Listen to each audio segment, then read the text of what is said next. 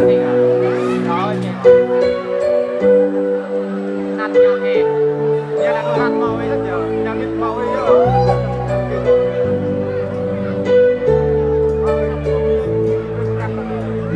khi lo muốn nói cho riêng anh, nhưng âm thầm em mang từ tận sâu trái tim đang mơ màng. Mọi lời lúc đó anh cho em mãi như còn tới những từ phía em chưa một câu đáp lời.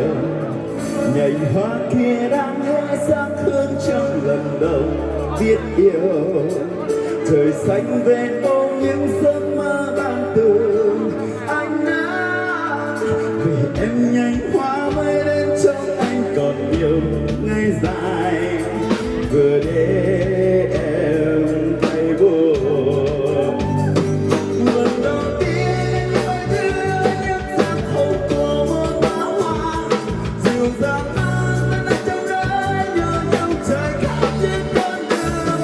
Bao ngày buồn còn chưa thể thành công yêu anh nhiều hơn chính em. Rồi ngày mai khi một tiếng hát lấp anh tràn về đây mãi hiền được nhìn anh đã quay tới bên em để nói một bao giờ. Bao ngày buồn còn chưa thể thành công để nói được không thể một mai cùng anh.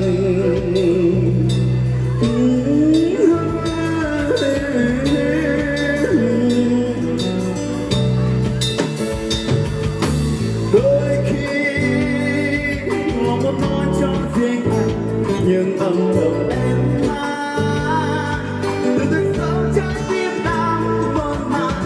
Mọi lời lúc đó anh cho em mãi như còn tới những từ phía em chưa một câu đáp lời. Nhành hoa kia đang hết sắc hương trong lần đầu biết yêu. Trời xanh về ôm những giấc mơ ban từ anh đã để em nhanh hoa mới đến trong anh còn nhiều ngày dài vừa để em thấy buồn. Lần đầu tiên anh em mới biết những sắc hồng của một đóa hoa dịu dàng mang đến anh trong đây đưa nhau trời khắp trên con đường. Bao ngày buồn còn chưa thể thành công yêu anh nhiều hơn chính em. Rồi ngày mai khi một tiếng hát lấp lánh tràn về đây mãi hiền được nhìn anh đã mãi tới bên em để đau phút ban đầu.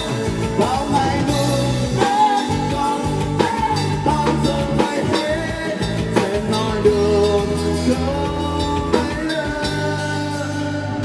Lần đầu tiên dưới sắc hồng của một đóa hoa dịu dàng